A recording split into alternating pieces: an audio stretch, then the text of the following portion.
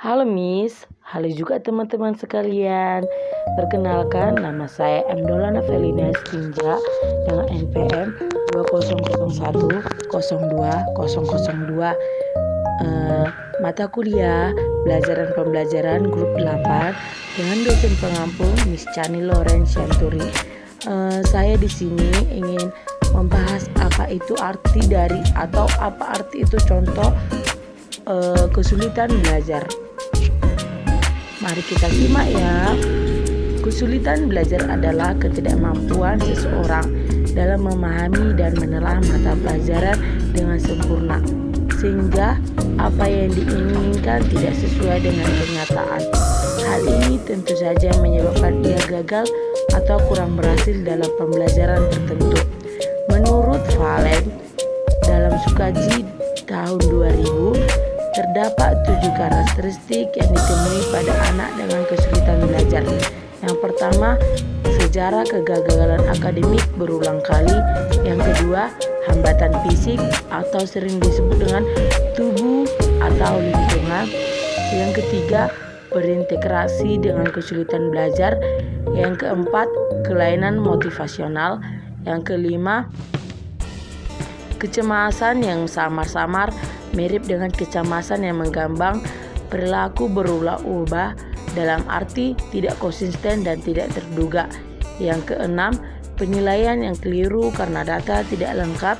Yang ketujuh, pendidikan dan pola asuh yang didapat tidak memadai, menunjukkan hasil belajar yang rendah di bawah rata-rata nilai yang dicapai oleh kelompoknya atau di bawah potensi yang dimilikinya.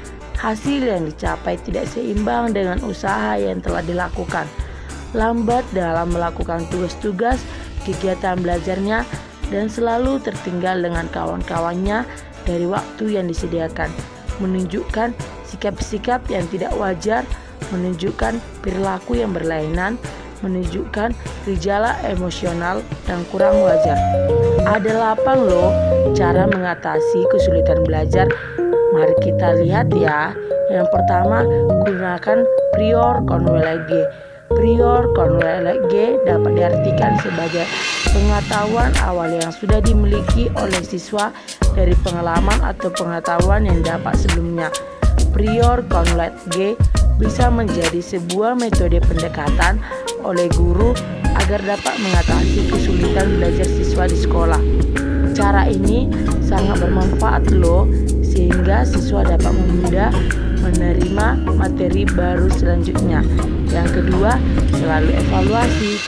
Cara mengatasi kesulitan belajar siswa bisa dilakukan dengan metode evaluasi atau slide monitoring. Di sini, guru dapat melihat perkembangan siswanya sekaligus mengambil langkah-langkah yang harus dilakukan kepada siswa tersebut. Yang ketiga, hindari memberikan tugas yang sangat panjang. Setiap siswa memiliki karakteristik dan kemampuan yang berbeda-beda, seperti halnya dalam kecepatan mengerjakan tugas yang diberikan. Umumnya, kesulitan belajar yang dialami siswa adalah ketidaksanggupan mereka mengerjakan tugas dalam jangka panjang. Oleh karena itu, sebaiknya siswa diberikan tugas yang singkat. Sebagai contoh, guru dapat memberikan tugas yang mudah dengan pertanyaan dan jawaban yang singkat dan bisa langsung memberikan nilai di saat yang sama. Yang keempat, ajak siswa aktif berpartisipasi ya. Cara mengatasi kesulitan belajar selanjutnya adalah dengan mengajak siswa lebih aktif dalam pembelajaran. Apa sih itu? Hal ini bisa dilakukan dengan melibatkan siswa berdiskusi saat menerangkan pelajaran. Caranya bagaimana? Caranya adalah dengan membiarkan siswa menyampaikan apa saja yang mereka ingin tahu tentang pelajaran tersebut. Metode ini memang membutuhkan kesabaran dan keuletan dari guru. Yang kelima, ajarkan membuat catatan. Membuat catatan atau mind mapping bisa menjadi cara mengatasi kesulitan belajar yang dialami oleh siswa. Terkadang banyak siswa memang tidak memiliki strategi belajar yang cukup baik, sehingga bingung dalam merangkum atau mencerna isi pelajaran. Salah satu hal yang bisa dilakukan oleh guru adalah mengajarkan mereka membuat catatan. Hal ini dapat memudahkan siswa untuk mempelajari dan mengulang suatu materi. Yang keenam, pendekatan personal.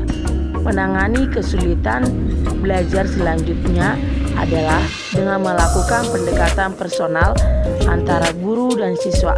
Pendekatan personal meliputi dialog atau komunikasi langsung dan terbuka antara guru dengan murid.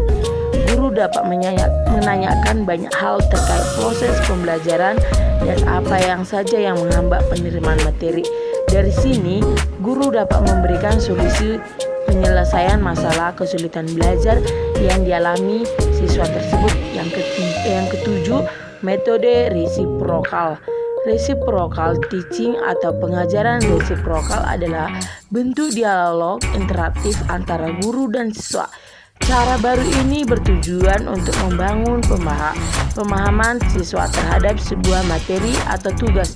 Siswa dibebaskan menjawab sebuah pertanyaan sesuai yang dia tahu. Pengajaran resiprokal diharapkan dapat meningkatkan kedekatan antara guru dengan siswa. Yang ke-8 atau yang terakhir, bentuk kelompok belajar. Menyelesaikan masalah kesulitan belajar bisa dengan cara membentuk kelompok belajar sekitar 2 atau 3 orang. Guru dapat membentuk sebuah kelompok di dalam kelas untuk menyelesaikan suatu tugas. Selain itu, diusahakan setiap kelompok harus diisi dengan siswa yang tergolong cerdas dan siswa yang kurang mampu menyerap pelajaran dengan baik. Hal ini bertujuan meningkatkan kerjasama, mempengaruhi siswa yang kurang mampu menyerap pelajaran, dan mendorong aktif semua siswa dalam menyelesaikan tugas. Melalui kelompok belajar ini, siswa juga mesti dibebaskan menyampaikan materi sesuai dengan pemikiran mereka, sehingga tujuan pembelajaran tercapai. Kesulitan belajar merupakan suatu kondisi di mana peserta didik tidak dapat belajar dengan baik, disebabkan karena adanya gangguan, baik berasal dari faktor internal, siswa dibatasi faktor inteligensi, maupun faktor eksternal siswa. Faktor-faktor ini menyebabkan siswa tidak mampu berkembang sesuai dengan kapasitasnya. Kesulitan belajar juga ada menurut para ahli. Yang pertama itu Rajadi tahun 1997. Menurutnya, kesulitan belajar adalah apabila murid mengalami kegagalan tertentu dalam mencapai tujuan belajarnya. Kegagalan ini meliputi tidak ada mencapai nilai 6. Murid dikatakan gagal apabila dalam batas waktu tertentu yang bersangkutan tidak mencapai ukuran tingkat keberhasilan atau tingkat penguasaan minimal dalam pelaporan tertentu. Ada juga menurut Lyon 1996, definisi kesulitan belajar adalah suatu kesenjangan yang terjadi pada seseorang antara presentasi nilai akademik dan kapasitas kemampuan belajarnya. Ada juga menurut IDEA tahun 1997, menurutnya kesulitan belajar adalah suatu proses gangguan pada seseorang yang disebabkan kurangnya pemahaman atau penggunaan bahasa, baik secara lisan maupun tulisan. Ada juga mengenai NCDLD. Menurutnya, kesulitan belajar adalah sekelompok variasi berbagai pembelajaran yang mengalami sebuah gangguan. Ciri-ciri kesulitan belajar juga ada Yang pertama, hasil yang dicapai tidak seimbang dengan usaha yang telah dilakukan. Lambat dalam melakukan tugas-tugas kegiatan belajar, menunjukkan sikap yang kurang wajar seperti acuh atau acuh, menentang dan sebagainya, menunjukkan tingkah laku yang berlainan seperti membolos, datang terlambat dan sebagainya, menunjukkan gejala emosional yang kurang wajar seperti pemburu, pemarah dan sebagainya. Sedangkan menurut Kartiwati 1997, bahwa faktor-faktor yang menyebabkan timbulnya masalah kesulitan belajar siswa dapat dikelompokkan menjadi dua, yaitu yang berasal dari siswa internal dan faktor yang berasal dari luar siswa sering disebut dengan eksternal. Faktor-faktor kesulitan belajar faktor internal. Di dalam faktor internal disebabkan karena adanya beberapa faktor seperti desmania, psikologis, dan juga faktor kelelahan menjadi seseorang merasa kesulitan dalam proses pembelajaran. Faktor-faktor eksternal yang menjadi penyebab seorang mengalami proses kesulitan belajar antara lain faktor keluarga, faktor sekolah, dan faktor masyarakat. Adapun cara mengungkap atau mengidentifikasi cara adanya kesulitan belajar ada bermacam-macam. Di antaranya bisa dilakukan yang pertama, penggunaan observasi, yang kedua, penggunaan metode wawancara, yang ketiga, mengungkapkan hasil belajar, yang keempat, tes diagnostik, yang kelima, pengungkapan bakat, dan keenam, pengungkapan sifat. Salah satu teknik mengidentifikasi kesulitan belajar siswa adalah menganalisa hasil belajar siswa. Untuk menganalisiskan dalam hasil belajar tidak dapat dilakukan dengan cara mengatasi kesulitan dalam belajar. Cara mengatasinya antara lain sebagai berikut.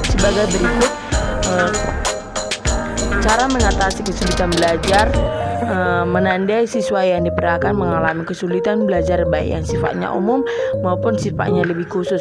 Teknik yang dapat ditempuh bermacam-macam, diantaranya adalah meneliti nilai ujian yang tercantum dalam rekod akademik, kemudian dibandingkan dengan kriteria tingkat penguasaan minimal kompetensi yang dituntut atau sering disebut dengan PAP, atau dengan pembandingan dengan nilai rata-rata kelas. Menganalisa hasil ujian yang telah dilakukan dengan terlebih dahulu seseorang melihat tipe kesalahan yang dibuat oleh para siswa. Observasi pada saat siswa dalam proses belajar mengajar, melaksanakan sosiometri untuk melihat hubungan sosial psikologis yang terdapat pada para siswa, menetapkan status siswa, memperkirakan sebab terjadinya karakter belajar. Demikianlah pembahasan saya mengenai kesulitan belajar. Jika ada perkataan atau tutur kata saya yang kurang berkenan di hati Miss atau teman-teman sekalian, saya meminta maaf. Manusia juga tidak luput dari kesalahan. Jangan lupa like, komen, dan subscribe ya. Bye-bye.